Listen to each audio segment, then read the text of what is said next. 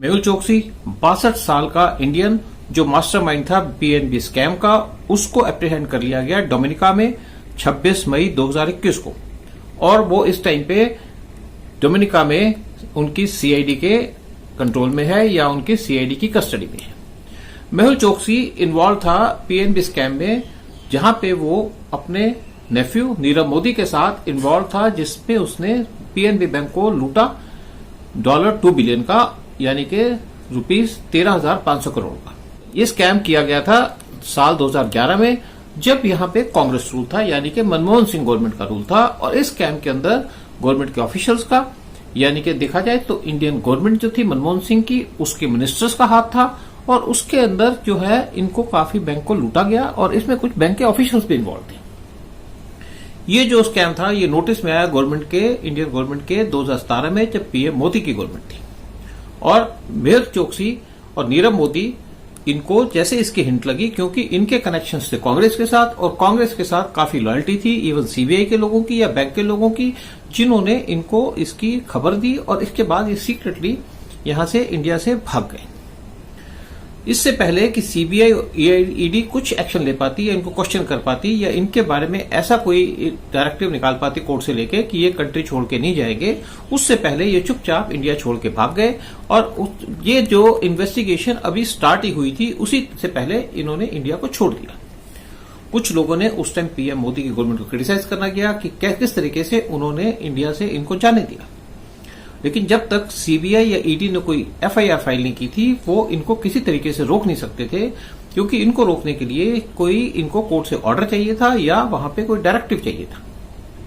लेकिन ये लोगों ने ये रियलाइज नहीं किया, जब नीरव मोदी और मेहुल चोकसी जी थे, उनको जो लोन दिया था वो दिया गया था जब कांग्रेस गवर्नमेंट उस टाइम पावर में थी। और इतना बड़ा लोन तब दिया गया क्योंकि वहां पे गवर्नमेंट के कुछ लोग जो पावर में थे, जो कंसर्न थे या मिनिस्टर की पोस्ट होल्ड कर रहे थे, उनका इसमें बहुत ज्यादा रोल था नीरव मोदी और मेहुल चोकसी को लोन देने में। और इनको जो लोन दिया गया वो बड़े अलग तरीके से दिया गया, यानी कि इलीगल तरीके से दिया गया। और जैसे ही इन लोगों को खबर मिली कि सेंट्रल एजेंसी इनको नापने को तैयार है, इन्होंने कंट्री छोड़ करके भाग गए। जनवरी 1, 2018 को मेहुल चोकसी की फैमिली, उन्होंने इंडिया से न्यूयॉर्क चले गए। और उसके बाद 4 जनवरी 2018 को मेहुल चोकसी मुंबई से न्यूयॉर्क चले गए। और उसके बाद जनवरी 29, 2018 को पीएनबी ने एक एफआईआर फाइल की मेहुल चोकसी के खिलाफ।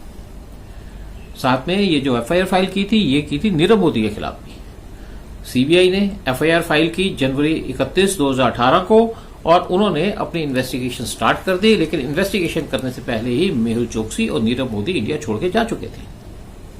मेहुल चोकसी को इंडियन सिटीजनशिप मिली थी 1959 में, और 2017 तक उन्होंने इंडियन सिटीजनशिप को अपने पास रखा। उसके बाद चोकसी ने चुपचाप से एंटीगुएन सिटीजनशिप ली 2017 में, और उसके बाद जुलाई 8, 2018 में वो एंटीगुआ में आ गए। ये काफी सरप्राइजिंग बात है कि एंटीगुआ में मेहुल चोकसी को इतनी जल्दी सिटीजनशिप कैसे मिली। लेकिन उनके कुछ रूल्स हैं, उनके कुछ प्रोसीजर्स हैं। एंटीगुएन सिटीजनशिप कोई भी ले सकता है अगर वहां पे वो $1 लाख इन्वेस्ट करे, यानी कि ₹75 लाख इन्वेस्ट करे। और ये जो है सिटीजनशिप देने की उनकी पॉलिसी है, जिसको कहा जाता है सिटीजनशिप बाय इन्वेस्टमेंट प्लान। और ये पैसा इन्वेस्ट करके उसको पैसे वापस मिल जाएंगे अगर वो कभी भी वहां पे पैसे लेना चाहे या कंट्री छोड़ दे या सिटीजनशिप छोड़ दे। अगर ये पूरी जो फॉर्मेलिटी होती है, इसके अंदर 3 से 4 महीने के अंदर उनको सिटीजनशिप मिल जाती है। साथ में जो टोटल इसमें एक्सपेंडिचर आता है वो 1.5 करोड़ आता है, इंक्लूडिंग अदर एक्सपेंसेस, यानी कि लीगल एक्सपेंसेस या बाकी चीजों की। एंटीगुआ एक स्मॉल आइलैंड कंट्री है जो कैरिबियन में लोकेटेड है। यहाँ पे 16 कंट्री हैं जो कैरिबियन के अंदर लोकेटेड हैं, जिसमें से 13 कंट्रीज जो है वो पार्ट ऑफ वेस्ट इंडीज है। यानी कि ये 16 कंट्री हैं, ये पार्ट ऑफ कैरिबियन है, और उसमें से 13 कंट्रीज जो को कहा जाता है, वो उन्होंने अपना यूनिट बना रखा है जिसको कहा जाता है वेस्ट इंडीज। एंटीगुआ की टोटल पॉपुलेशन है वो है 95,800। जब कोविड हुआ था उस टाइम पे इंडियन गवर्नमेंट ने एंटीगुआ को 35,000 कोविड की वैक्सीन दी थी, जिसके लिए एंटीगुआ इंडिया का बहुत ऑब्लाइज था। जब एंटीगुआ में था मेहुल चोकसी, वहां पे उसके खिलाफ केस चल रहा था, और ये केस एक टाइम पे फाइनल स्टेजेस पे आ रखा था, और सीबीआई और ईडी इस केस को प्रॉपरली फॉलो कर रहे थे।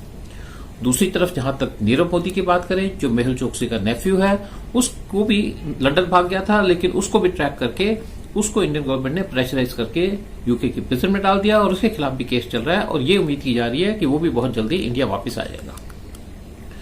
जो नीरव मोदी और मेहुल चोकसी के खिलाफ जो केस हुए थे, उनके पास जो चार्जेस लगे थे वो थे criminal conspiracy, criminal breach of trust, cheating and dishonesty.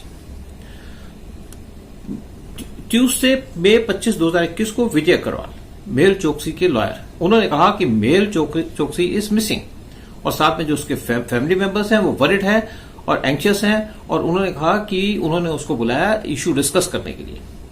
जो विजय अग्रवाल है उन्होंने कहा कि मेहुल चोकसी की फैमिली वो बहुत ज्यादा वरिड है about safety of Mehul Choksi.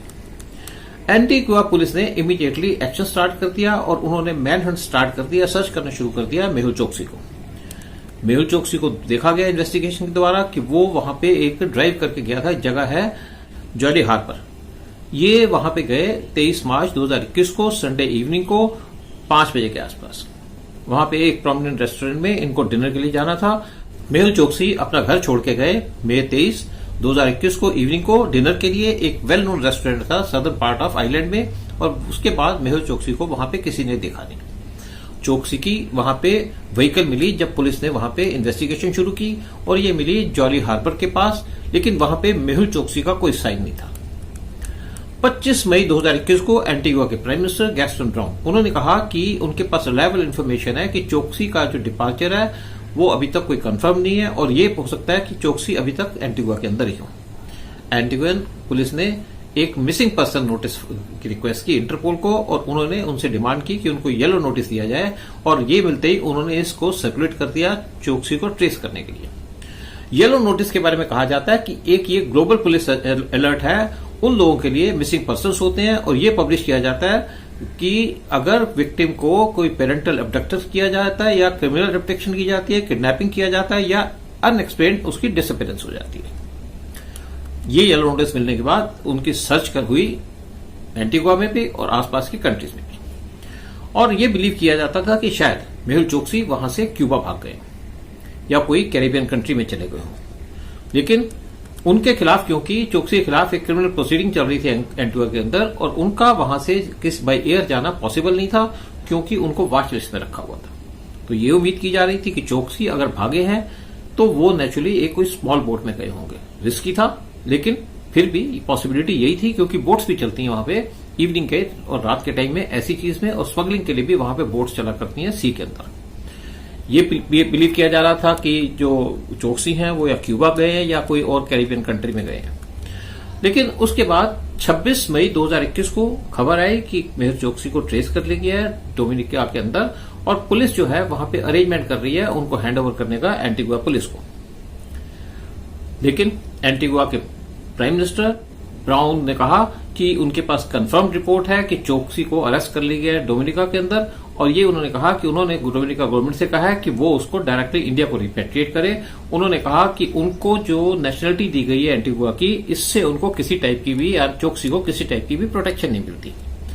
Antigua के प्राइम मिनिस्टर ने कहा कि चोकसी डोमिनिका में इलीगली एंटर किए हैं और उनको वहां पे पीएनजी डिक्लेयर किया जाए, यानी कि पर्सनल नॉन ग्राटा, और उनको डायरेक्टली इंडिया भेज दिया जाए।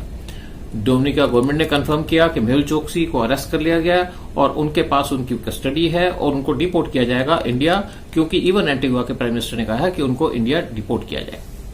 डोमिनिका गवर्नमेंट जो है वो हाईली ऑब्लाइज है इंडिया को, क्योंकि इंडिया की वैक्सीन डिप्लोमेसी की वजह से इंडिया ने डोमिनिका को 1 लाख वैक्सीन दी थी कोविड-19 की फ्री ऑफ कॉस्ट जब वहां पे कोविड की प्रॉब्लम हुई थी। इसकी वजह से वहां की जो गवर्नमेंट है वो हाईली ऑब्लाइज है इंडिया की तरफ और डोमिनिका के प्राइम मिनिस्टर ने उस टाइम पे एक बड़ा इमोशनल लेटर लिखा था पीएम मोदी को और उन्हें थैंक किया था। अब ये बिलीव किया जा रहा है कि मेहुल चोकसी को इंडिया में डिपोर्ट कर दिया जाएगा डोमिनिकन रिपब्लिक से और चोकसी को इंडिया में भेजा जाएगा एक स्पेशल जेट के द्वारा। और ये जो जेट है ये स्पेशली इंडियन गवर्नमेंट अरेंज कर रही है मेहुल चोकसी को डोमिनिका से इंडिया लाने के लिए। दूसरी तरफ जहां तक नीरव मोदी की बात करें, उनके खिलाफ भी लंदन के कोर्ट के अंदर केस चल रहा है और वहां पे उनके कोर्ट जज ने डिसाइड कर दिया कि नीरव मोदी को भी इंडिया भेजा जाए और ये उम्मीद की जा रही है कि नीरव मोदी भी बहुत जल्दी इंडिया आएंगे। सिर्फ वहां पे कुछ लीगल फॉर्मेलिटीज हैं जिसको पूरा करने के लिए उसके बाद नीरव मोदी को इंडिया आएंगे और उनको आर्थर जेल मुंबई में रखा जाएगा। ये इंडिया ने कमिटमेंट भी की है लंदन कोर्ट के अंदर। ये एक बहुत बड़ी अचीवमेंट होगी हमारी गवर्नमेंट की, यानी कि पीएम मोदी की गवर्नमेंट में। ऐसा इससे पहले कभी नहीं हुआ। लेकिन ये इन दोनों क्रिमिनल से पूरा पैसा तो रिकवर नहीं किया जाएगा, लेकिन ये भी जरूर है कि इनको जेल भेज दिया जाएगा, जिसकी वजह से इफेक्ट ये पड़ेगा कि फ्यूचर में कोई भी अगर आदमी यहां से सोचेगा कि वो क्रिमिनल एक्टिविटी करके किसी और कंट्री में चला जाएगा तो उसको ये डर लगेगा कि वो पकड़ा जा सकता है। इस चीज का बहुत ज्यादा इम्पैक्ट पड़ेगा। इससे पहले $3.5 मिलियन नीरव मोदी से गवर्नमेंट ने वसूल भी कर लिए हैं और इनके जितने भी यहां पे अकाउंट्स थे इंडिया के अंदर उनको भी सीज कर दिया। इनके जो अकाउंट थे फ्रांस के अंदर उसको भी सीज कर दिया। उसके बाद जितनी भी इनकी प्रॉपर्टीज और असेट्स थे उनको भी इंडियन गवर्नमेंट ने अपने कब्जे में ले लिया। जो इनकी इलीगल प्रॉपर्टीज थी उसको इन्होंने डिमोलिश कर दिया। ये जरूर है कि इंडिया को इसका पूरा पैसा नहीं मिलेगा, क्योंकि ये पैसा ये पहले ही अपनी फैमिली मेंबर्स और दूसरों को ट्रांसफर कर चुके हैं। लेकिन फिर भी जहां तक बात होगी कि इनके पकड़े जाने से एक इफेक्ट ये पड़ेगा, इनको जेल होगी। दूसरी बात, फ्यूचर में कोई भी अगर आदमी सोचेगा कि वो क्राइम करके इंडिया छोड़ के बाहर भाग जाएगा, वो सेफ है, वो सेफ नहीं है। तीसरी बात ये होगी कि फ्यूचर में ऐसी इंसिडेंट्स कम होंगी, यानी कि ऐसे स्कैम्स कम होंगे जिसके हिसाब से यहां लोगों पे एक इम्पैक्ट पड़ेगा, एक क्रिमिनल एक्टिविटी कम होगी। चौथी बात ये होगी कि ये एक्सपोज करेंगे कि यहाँ पे कौन से ऐसे लोग थे जो कांग्रेस के लीडर थे, मिनिस्टर थे, जो इस स्कैम में इन्वॉल्व थे, जिनकी वजह से इनको इतना बड़ा बड़ा लोन मिला, और उस पर भी उंगली उठेगी और हो सकता है उनको भी अरेस्ट किया जाए। बहुत बड़ा सक्सेस है हमारी गवर्नमेंट का।